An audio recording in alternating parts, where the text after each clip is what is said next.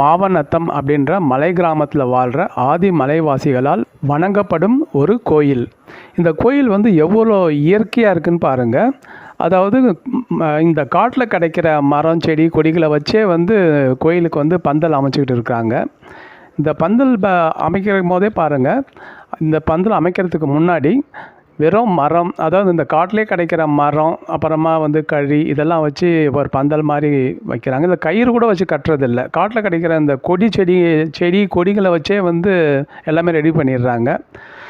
இந்த ஆரம்பத்தில் வந்து வெறும் மரம் தான் இருக்குது. இன்னும் சாமி கூட கொண்டு வந்து வைக்கல இவங்க. இந்த சாமி வந்து இந்த ஊர் பூசாரி வீட்டில் தான் இருக்குமா எப்பயுமே.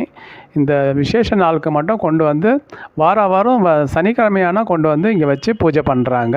இதுக்கப்புறம் சாமிக்கு பக்கத்தில் பாருங்கள் நிறைய சூலாயுதத்தை நட்டு வச்சுருக்காங்க.